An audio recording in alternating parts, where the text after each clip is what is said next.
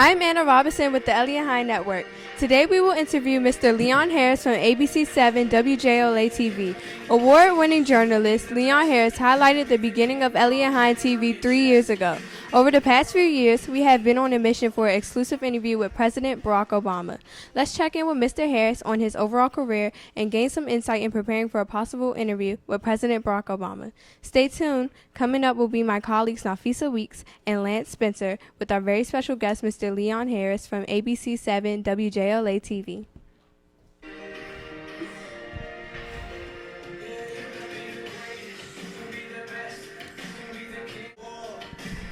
Welcome to Elliott High TV on Ustream and the District Knowledge Network. I'm your host, Lance Spencer. I'm your host, Nafisa Weeks. Joining us as a guest on the show today is award-winning journalist Leon Harris. Our show topic is Keep Your Eye on the Prize. Let me give you some background history on our guest. Award-winning journalist Leon Harris anchors 4 p.m., 5 p.m., and 11 p.m. newscasts for ABC 7 WJLA-TV. He came to Washington after 20 years at CNN's Atlanta headquarters, where he co-anchored CNN Live Today and Prime News and hosted CNN Presents and American Stories. Harris' work has earned him a number of honors, among them multiple Cable Ace Awards for Best Newscaster and National Emmy Awards for coverage of the September 11th terror strikes, the Oklahoma City bombing, and the 2000 presidential election. He was honored too with a National Headliner Award and more recently with a National Capital Area Emmy Award for Best Anchor. All that means is that I'm very, very old. That's all. Mr. Leon Harris, thank you for joining us today. Thank you for inviting me, Lance. I appreciate it. Our first segment is Understanding WJLA's Leon Harris. You suffered for 9 days in critical condition, and your heart stopped twice. Take us back to the day when you walked out of the hospital. At the time, what was going through your mind? Wow. Boy, you started off with a nice heavy question, huh? You know what? So I was unconscious. I was in and out of consciousness for 9 days, but I was in that hospital for a month. And by the time I got out of there, when I was walking out, the only thing I could think about was how lucky I was. It was so nice to be outside, to feel the wind on my face and to see the sun.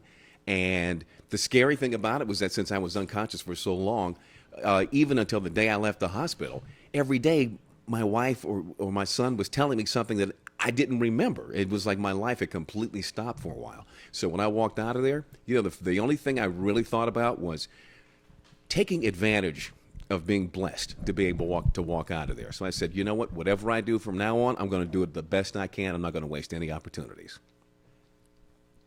On several occasions, you have been in contact with our teachers to follow up on our progress with regards to our kid campaign to interview President Obama. Mm-hmm. Why did you decide to highlight our broadcast media program 3 years ago? You know what? When I heard about what you all were doing here with Dr. Birks, first of all, I never heard of anybody doing that for kids at this level. I've heard about a lot of programs like this for kids in high school, and I've seen programs like this for kids that are in college. I've never seen it happen at a school like this. And to see it happen for kids that look like you and me, I thought that was the coolest thing ever. So I think it's really important for me to find stories like this, to show people what's possible, show you what's possible, and to let everybody else out there know there's some really, really good kids and some really, really good things going on with them here in the district. So for me, it was really important for me to come out here and see what you guys were doing. And I got to tell you, I was really impressed. Still am. And if you guys get the interview with Mr. Obama, that means you will have done something I couldn't do. Because they won't talk to me. They'll talk to kids before they'll talk to me. So you guys got a good shot. 5 seconds before the on-air lights comes on, what are you thinking just before it's showtime? Probably the same thing you were thinking when you came in here and sat down in front of the microphone. You want to guess what I'm thinking? Nervous. You know what? No, I'm not nervous. Not usually, and I'll tell you why. What I learned a long, long time ago is that if you do your homework, are you nervous when you come to class the next day? No. No. There you go. So as long as I get a chance to do my homework before I sit down, I got no reason to be nervous. And I mean, that's one thing you guys should be learning from this class. When preparation, if you do your work in advance, you got no reason to be nervous. So when I sit down, the thing I'm thinking about 5 seconds in going into the show is, number one, knowing what the number one story is, okay? And making sure that I've got the right attitude, okay? Here's what I mean by that.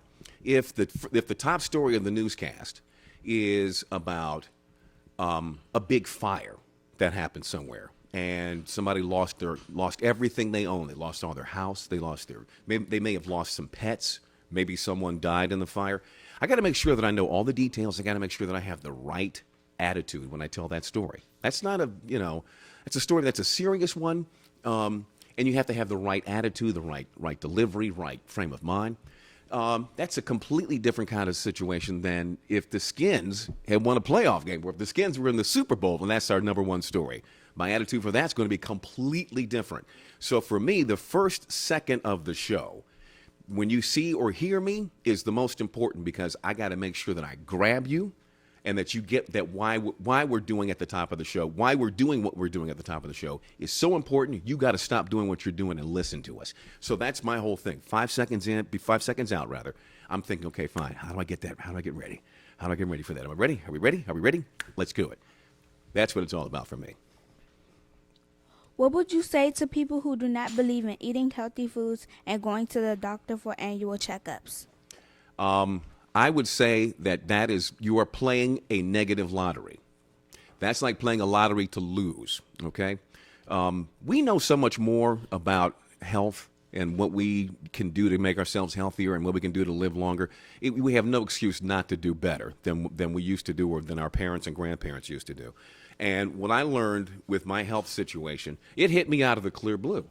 But when I got to the hospital, and then when I woke up out of my little semi-coma and everything, and I began to learn more and more about why I was in the hospital, I realized all the things that I had been doing wrong and didn't really realize it. And one of the worst things I had done that was wrong was I wasn't going to see my doctor regularly.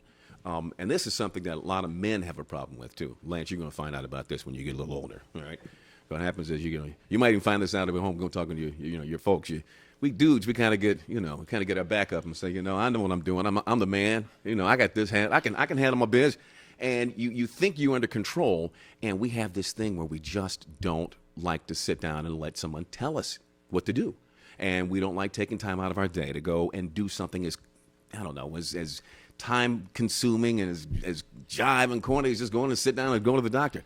And that's the most important thing you can do. If I had gone to a doctor on a regular basis, I might have been able to find out that my pancreas was not operating properly, and that I was having some issues with medicines I was taking, and some of the foods I was eating, and some things that I was drinking that were not healthy for me. And I could have kept myself out of the hospital. I could have kept myself from dying 2 times.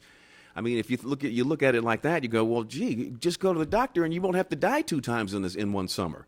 That's a pretty good, don't you think it's a pretty good deal? Yes. Well, if I had known that, I would have done better. But that's the thing, that since we all know that, we know better now, we really don't have. And that's one of the great examples that I think that the White House, and in particular Mrs. Obama, the First Lady, has been setting, like telling you guys how important it is for you to start eating better now and getting exercise and starting moving. You'll start thinking about taking care of yourselves now and make it a habit and make it a routine, make it a part of your life every single day, so that you'll avoid the kind of things that happened to me. So that's why it's really important for you all to develop those kind of habits right now and start thinking about your health.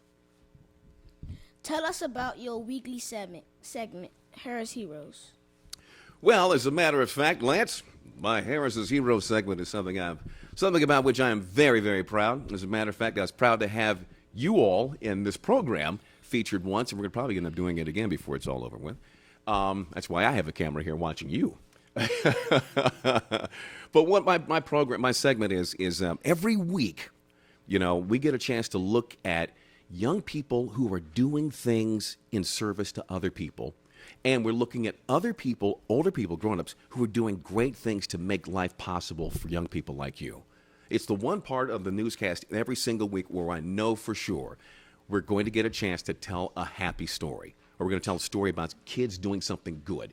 And so for me, it's a lot of fun to come in and meet young people who are thinking about other people, because the only way the world is going to change or improve is if the next generation takes better care of themselves and others than the previous generation did. And that's what my program is all about, is trying to find people who are trying to make that happen with people your age. We are going to take a quick break and we'll be right back. When the glory comes, it will be ours. It will be ours. Oh, one day, when the war is won, we will be.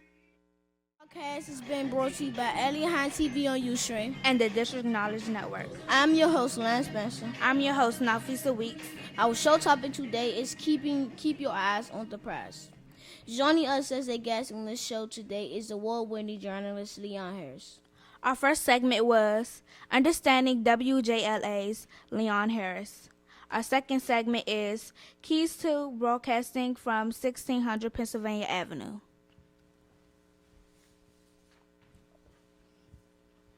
We just completed an amazing live interview from the White House with Press Secretary Josh Earnest. Although we did not get our exclusive with President Obama, we must remain vigilant.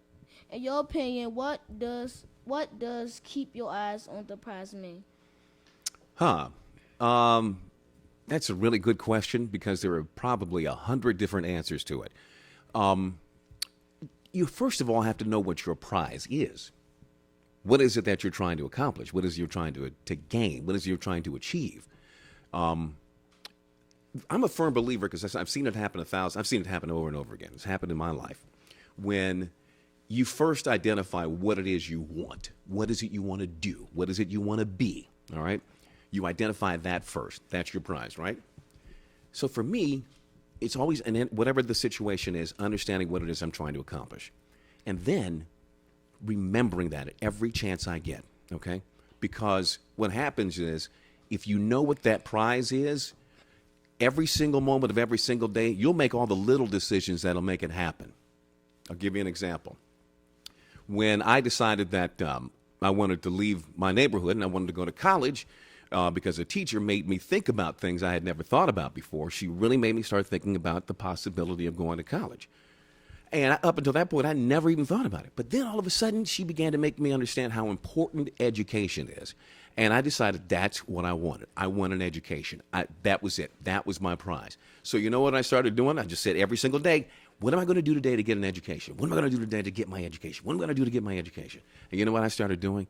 I started making all the little decisions. I started saying, well, if I'm going to get that education, if I want to get to college, I can't hang out with him, because I know he does not care about going to college. I know I better start spending a little bit more time doing my homework. Even if I just spend 5 more minutes doing my homework tonight, I better start doing that, because that is going to be what gets me to college. Hanging out and playing out in the street for a couple more extra minutes ain't going to get me to college. You know what I might want to do? I walked past the newspaper and looked at it and said, you know what? I guess I should read what's on the front page. Well, at least what's on the paper, what's in the paper, because I might need that someday to help me get into college, and that might help me get an education. You know, those seem like big. Those are little decisions. They're little ones. They happen all the time. They'll happen to you when you come to school. When you walk up the steps and walking into the building, and you see one of your teachers, you have a decision to make the minute you get there. Do you say hi or do you not? Do you go right to your class, or do you mess around in the hallway? Do you make sure you have all your books and everything ready? Did you get your homework in order? All those are little decisions that you made, right? And all those little decisions all add up to one thing: you reaching your prize. So that for me is my thing. Identify what it is you want to do, where you want to go with it. What is it you're trying to do? And right in your case, you're trying to get this interview, right? We're trying to get this big interview with Mr. Obama. So I'm guessing that what you've got to start doing, or what you've been doing, is every little chance you get to make a connection with someone like me, or someone at the White House, or someone someone in Congress. I'm sure you guys have contacted your members of Congress, Eleanor Holmes Norton, or someone. You do things like that to reach that one goal that you want, right? That's what you got to do. And so also, when you get to that interview, you got to be ready for it, right? So that means in between now and then, you got to start thinking about what you want to ask. You got to start thinking about what you're going to do when you get your chance to sit down and talk to the president, right? All those are little decisions that you make. And guess what? When you're making those little decisions, you're keeping your eye on the prize. If you had the opportunity to ask President Obama what question, what would it be and why? That is not fair. That's not fair. Because that's like saying if you go to the Cheesecake Factory, what one thing would you order? The menu is so big. There's so many things I would love to ask him. I don't know. I think I would like to know. Oh, God, there's so many things I would love to know because no one else like him has ever been in that position. So to come up with the one question I would ask if we were in an elevator and I had 30 seconds with him, I don't know. I think I would ask, this may not be cool to say in front of kids, but I would ask him, how close did he ever come to cussing somebody out up there? That's the one kind of question I would love to know because he has had the unique experience of having some of the most outrageous displays of disrespect. He has been disrespected in some ways that no president ever has. And he has been completely cool, calm, and collected the entire time through. I would love to know how he managed to do that because I know I wouldn't have had that kind of strength or that kind of patience. And I think we're all very fortunate that he has because I don't think we would be better off or the country would be better off if he didn't have that deep well of patience and self-control. So I think that's what I would like to know is when was he how close did he come to really just, taking somebody out and what it took for him and what it is that we can learn from what he did to not do that. And don't tell your parents I said that. My teacher believes we will get to the White House for an exclusive interview with President Obama. Mm-hmm. As a prominent TV news anchor for over 20 years, what steps should we take prior to an interview with President Obama? I think you can do it, but you know what I think you should do? If I can give you any kind of advice, speaking as a man who has one of these things on his finger, go through his wife. That's what you got to start getting. I'm not sure if you guys have tried going through the office of the First Lady.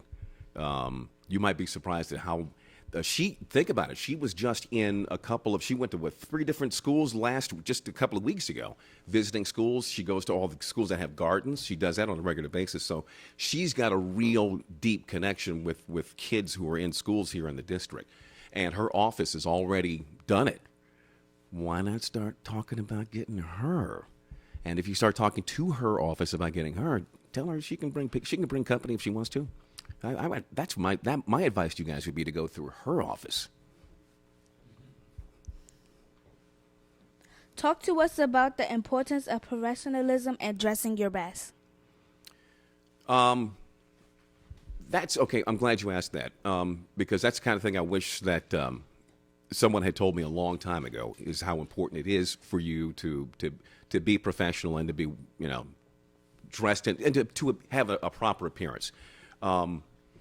One of the things that you'll find if you get into the media position in front of a camera as a black person is that you don't get many second opportunities to make a good impression. People will look at you and they will assume they know you just by what they see in the first 3 seconds they see you. Remember what I said about what I'm thinking about at the top of the show? The 5 seconds before the top of the show? That's part of it too. So that when the camera comes on me, I look the part so that no one can look at me and say, he's not ready. He's not professional. He doesn't have it together. The best way to get off to a good start is to when you walk is to have it so that when you walk into a room or someone turns a camera on you, they look at you and the first thought in their mind is this person is ready. This person has it together. This person understands what this moment is. Okay? So like for instance, for me dressing properly means like I wouldn't go to do a story at a swimming pool wearing a suit and tie like I am right now because people would say he doesn't get it, right? And I wouldn't go to work every single day and do my job sitting on the set wearing a T-shirt or, wearing some real slick black outfit with a black shirt and, black tie and black pocket square and, chains and all that stuff hanging off me. That might work at a party. It wouldn't work on the set. So I have to make sure that every time people see me, they think that I am ready for the moment that we're about to have. Okay. That is very, very important. And in particular, as a person of color, it is super important because a lot of people out there, and this is the real world, a lot of people out there will look for any opportunity to not give you the benefit of the doubt, to not think that you've got your stuff together. You almost have to work twice as hard still to prove that you know what you're doing and that you've got your stuff together. So coming in and having the proper appearance, using the proper demeanor, having the proper attitude, proper language makes a really, really big difference. We are going to take a quick break and we will be right back.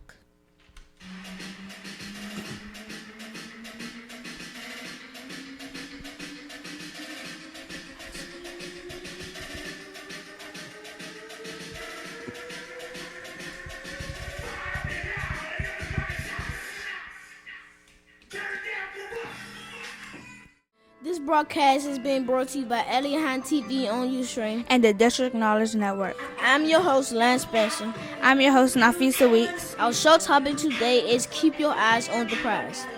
Joining us as a guest on the show today is award-winning journalist Leon Harris.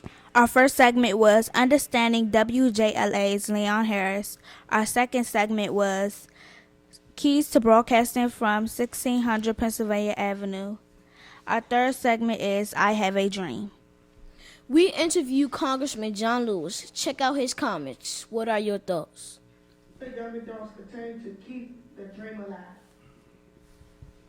Thank you very much, Ron. Thank you very, very much.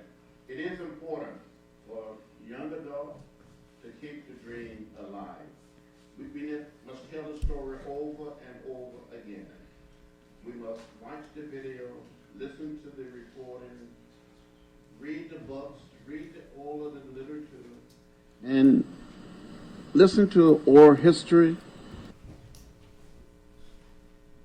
I agree with that 100%. One of the things I think that some of the older people in my generation didn't do a good enough job of was making younger people like you understand how important what Congressman Lewis said really is. Life right now is not as bad for you as it was for my grandparents, but that doesn't mean that there's nothing out there to struggle against. That doesn't mean that the world is just waiting for you to come in and step in and take over. It's not like that. It's never going to be like that. But, if you're not reminded of the things that we've had to go through, both as a community and as a country, to get to where we are right now, you'll think, okay, this is it. This is where I'm starting. So this is exactly how life has always been. It hasn't always been this way. And because of that, you have to understand, you have to know that because everything that you have right now can be taken away from you if you take it for granted. And you have to understand what it was like when we didn't take things for granted to make you understand how important it is for you to not take what you have for granted now. There were people out there, I cover these kind of stories on a regular basis. There are forces, and there are people out there in the country right now who say things, and you'll hear this from time to time, about how, we need to go back to the good old days. Well, the good old days weren't that good for all of us. And particularly for people that look like us, it wasn't that good. So we have got to understand that where we are right now, you cannot take it for granted. And especially if you're going to keep your eye on the prize, you have to understand where you are, where you've been, and where you want to go. You have to know all three. You can't just know one. If you know one, it's almost like getting into a car and saying, yeah, I want to go to the mall. But you have never even thought about looking for some keys. You had never thought about going to the gas station to put some fuel in that vehicle to get you there. Never even thought about getting a map to go there. You just figured I'm in the car, so I want to go to the mall, so I should just think about it and we should be there. Sorry, it doesn't work that way. You've got to know all the different pieces of where you are and where you fit in this country and in history and in your family for you to understand exactly why it's important for you to not take what you have and where you are for granted. Because if you want to get to that prize, you've got to know all of those different elements. What are your thoughts on Dr. King's quote, "The function of education is to teach one to think intensively and to think critically. Intelligence plus character, that is the goal for true education." It is. It should be the goal for every person. Because number one, we cannot grow as a country, you cannot grow as a people if you do not have leaders who think intensively and critically. And you can't pick a leader if you don't think intensively and think critically, okay? Things happen every single day. There's so much more information that we have every day. You guys have phones, or you know what you get. Does your parents give you guys cell phones? Okay. You spend a lot of time on the web every day. You guys are on the web somehow, somewhere every day, right? You maybe do your homework over the internet. There's so much more information around you. And there's so many different things that you can see on television, or so many different things you can hear, or hear people talking about, or tweeting about, or reading about. How are you going to know what's real if you don't think intensively and if you don't think critically? And the information that hits you every single day comes from all over the place. If you are going to govern yourself, if you're going to have a good life, and if you're going to be a successful person, and if your family's going to succeed and you're going to be happy, you have got to learn to handle all that information that comes to you intensively and think critically about it. We're having a big discussion nationwide now about this election. And the conversations that are being started right now around the country are just flat out crazy in some ways. And it's going to require people like us, who are going to be selecting the next leader, to be able to think critically, to pick the right person, to pick the right course for the country, and pick a course for the country that's going to make it possible for us to do well and for our children to do well. You can't do that if you don't know how to think that way. You work with many charitable groups. Why is it important to give back to the community? Because none of us would be where we are if somebody hadn't done that for us, if somebody hadn't done that before we got here. My grandfather ran a YMCA back in my hometown of Akron, Ohio. I told you about one teacher who happened to really make me start thinking about myself in a different way. And I know for a fact that if that person did not, her and my grandfather and a couple of other people in my life earlier on, if they hadn't grabbed me and told me to do some things differently or think about myself differently, I wouldn't be where I am right now. One of the things I tell people all the time is that the first 10 minutes of our newscast we always talk about the worst things that happen in where you live every single day. Those people who are in that first 10 minutes, they probably wouldn't be there if somebody had not reached out to them and made them think differently about themselves when they were younger. And that's why I think it's so important for me to give back, particularly to people who look like me. Do you have any final thoughts for the students at Elliott High? The one thing I have a couple of thoughts. One, don't give up on pushing for that interview. All right? Keep going for that. Because when you achieve that, then you really will believe what Dr. Birks tells you when he tells you that you can achieve anything as long as you don't give up and you don't think it's impossible. If you make it happen, if you want it to happen, and it does happen, what happens? You leave this school and you know for a fact, that's not a theory, you can make anything happen. All right? Do that. Pull that off. I want to see you guys do that. And on top of that, I want you, along with the lines of what Dr. King, the quote that you had from Dr. King about intelligence plus character, I want you guys to do just a couple of things. One, I want you to pick the right friends, the right people to be around, and the right people to listen to, okay? You have no idea how important that is in helping you make all those little right decisions that are going to help you get to that prize that you've got your eye on, okay? Make sure you pick the right people around you and the right people to listen to. And then lastly, I want you to do something that I learned to do when I was your age, and it's been my golden rule. Every day, you should know something at 9 p.m. you did not know at 9 a.m., okay? Every day. Know something at 9 p.m. you did not know at 9 a.m. Sometimes that might mean talking to somebody and listening. Okay, listening to actually hear them give you some information or some knowledge you didn't have before. It might mean watching a television channel you would normally not watch, like watching the news once, or watching National Geographic or something like that. Because something interesting might pop up that you just might need at some point in your life. It might mean picking up a newspaper, or going to a website that's got real good information. You don't have to stay there for long. You know what I used to do when I was your age? You know how I got used to reading the paper? I started by reading the funnies. I read the comics every day. And then by reading the comics, I had the paper in my hand. So to get to the comics, I had to go through the other sections. Every now and then, I would see something that would say, oh, that happened on my side of town. Oh, I know that school. I know that name. Next thing I know, I find myself reading other sections of the paper. So then I would finish with the comics and start with the other sections of the paper. And guess what? All those little things that I kept putting in my head, they helped me get to where I am today and helped me hopefully get to where I'm going to be 10 years from now. So make sure every single day you know something at 9 p.m. you didn't know at 9 a.m. All right, I want to hear you say it. Every single day you'll know something when? 9 a.m. p.m. Again. 9 p.m. Let's try it again. Every single day you're going to know something at 9 p.m. that you didn't know at 9 a.m. All right, class dismissed. Mr. Leon Harris, thank you for being a guest on our show. This broadcast is being brought to you by Elliott Hines TV on Ustream. And the Dish Knowledge Network. Have a great day.